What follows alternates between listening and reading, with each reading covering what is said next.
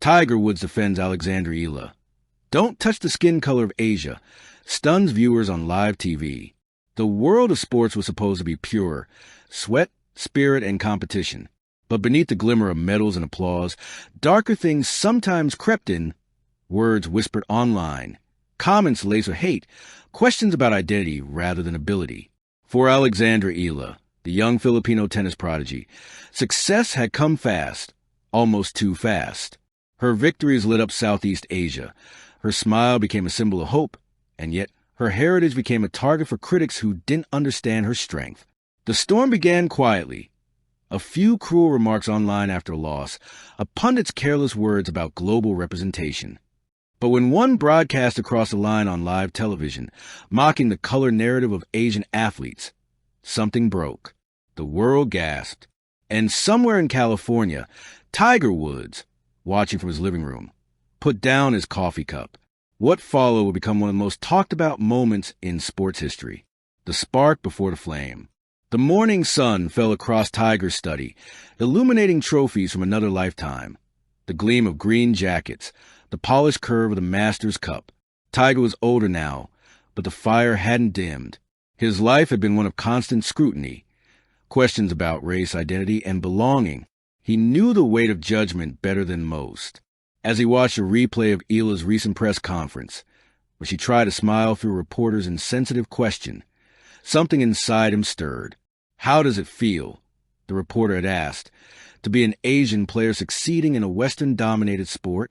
Eala had paused, polite but wounded. I don't think my race defines my game, she said softly. I just play with heart.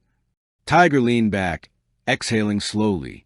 He'd heard this tune before, decades of headlines about his color, his difference. He whispered to himself, history repeats itself. A call that changed the week. 2 days later, Tiger received a call from the Sports Network. They were hosting a global panel on the future diversity in sports, and they wanted him to speak. He almost said no. Interviews bored him now, but when they mentioned that Alexandra Eala would also be featured, he paused. You mean the Filipina tennis player?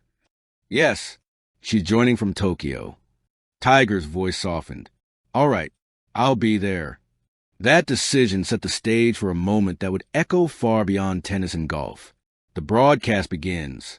It was a bright Saturday morning. Millions tuned in across time zones, expecting polite conversation, sponsor-friendly talk, nothing more. The studio was sleek, digital, almost sterile. Eala appeared on the left screen, smiling, calm.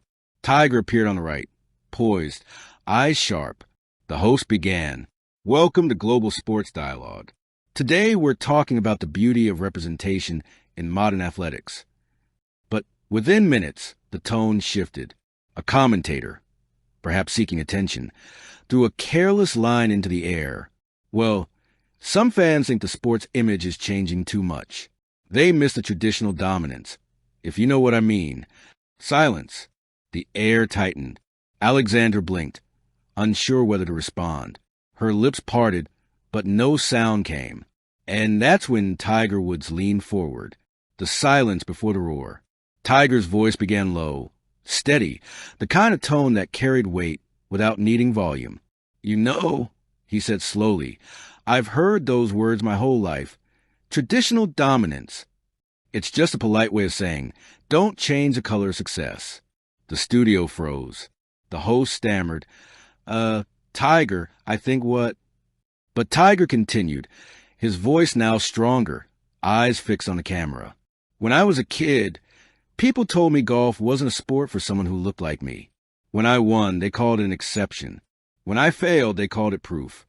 And now, I see a young woman from Asia, winning, inspiring millions, and we're still asking if she belongs. He paused.